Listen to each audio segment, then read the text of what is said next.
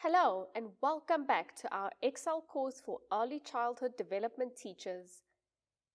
In Module 3, we'll learn how to enter and edit text in Excel, work with numeric data, and use some basic formulas. By the end of this module, you'll know how to create clear titles for your worksheets, fill in data, and even use formulas to perform simple calculations related to tracking a child's height, weight, and vaccinations based on the Road to Health booklet. Let's get started. The first thing we'll learn is how to enter text in Excel to create titles and labels. This is essential for organizing your data and making it easy to read. Click on the cell where you want to add the title. For example, click on cell A1. Type your title, such as Child Health Tracker. Press Enter on your keyboard. To make your title stand out, select the cell with the title. Go to the Home tab and click on the bold B button in the font group. Increase font size.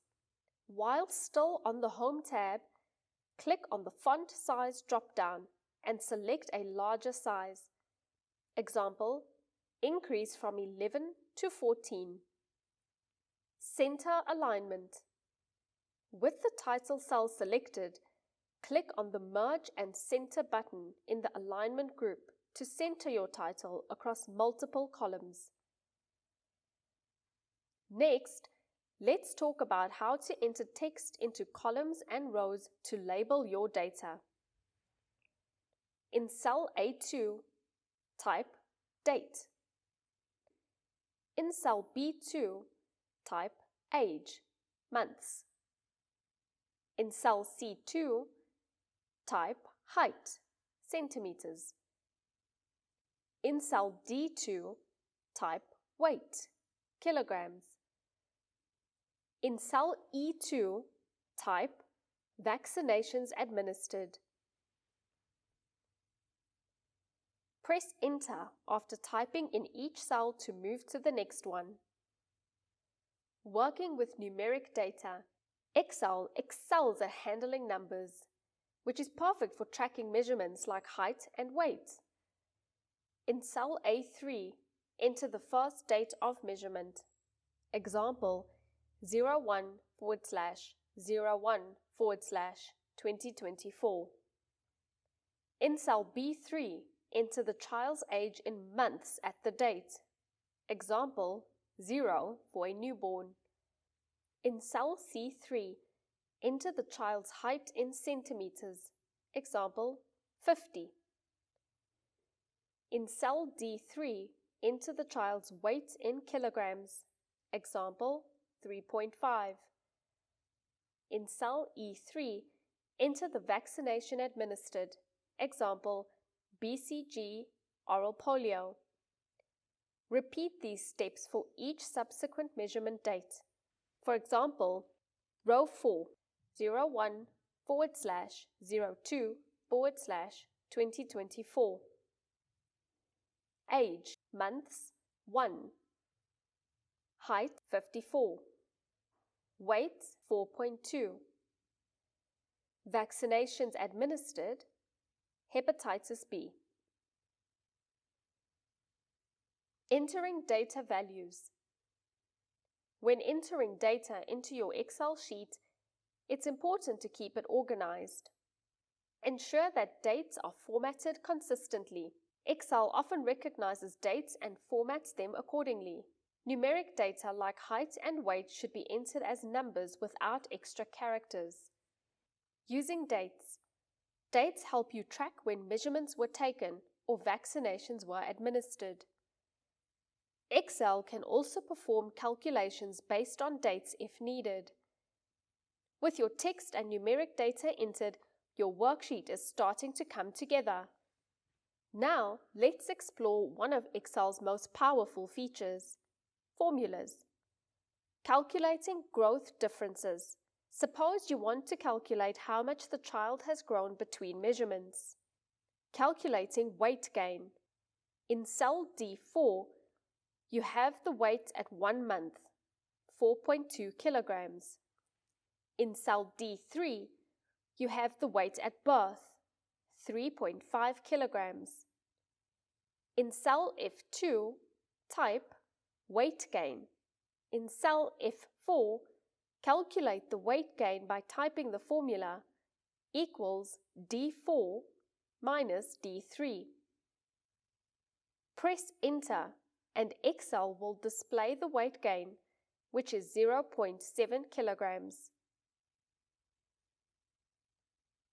Calculating height increase. Similarly, in cell G2, type height increase, centimeters.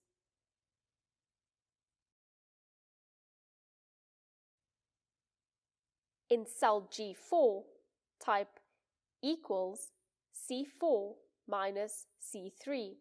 Press enter and Excel will show the height increase, example 4 centimeters. Using sum and average functions. Suppose you have multiple measurements and want to calculate the average weight and height. Calculating average weight. In cell D10, type average weight, kilograms. In cell D11, type the formula equals average, open brackets, D3, colon, D8, close brackets. This assumes you've entered weights from D3 to D8. Press enter and Excel will calculate the average weight over the recorded periods. Calculating total vaccinations administered. While we cannot sum text, you can count the number of vaccinations given. In cell E10, type total vaccinations. In cell E11, type the formula equals count A, open brackets, colon, E8, close brackets. Press enter and Excel will display the total number of entries in the vaccination column. Editing text and numbers. If you make a mistake while entering text or numbers, it's easy to fix. Click on the cell you want to change. Double-click the cell or click in the formula bar to edit. Make your changes. Press enter to save them. Formatting cells. To improve readability, you can format your data. Formatting numbers. Select the cells containing your numeric data. Example, heights and weights. Go to the Home tab and in the number group, select the appropriate format. For weights and heights, you can use number format with 1 decimal place.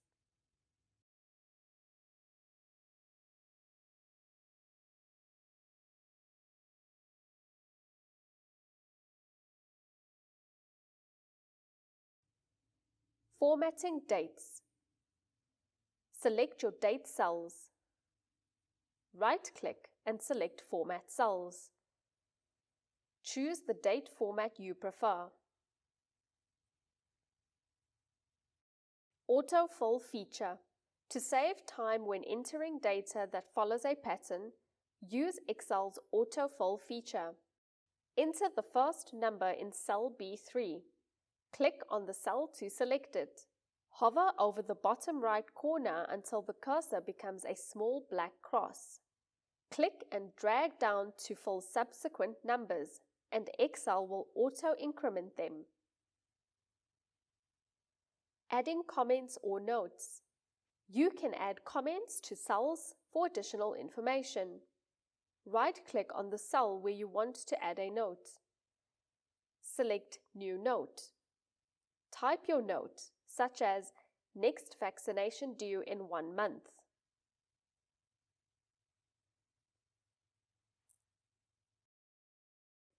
And that wraps up Module 3.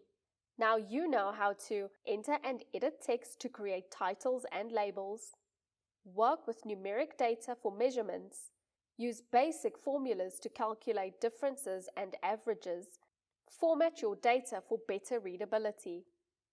In the next module, we'll learn how to modify an Excel worksheet further, including adjusting columns and rows, applying conditional formatting, and creating charts to visualize the child's growth and vaccination schedule. Thank you for joining us, and see you in the next lesson.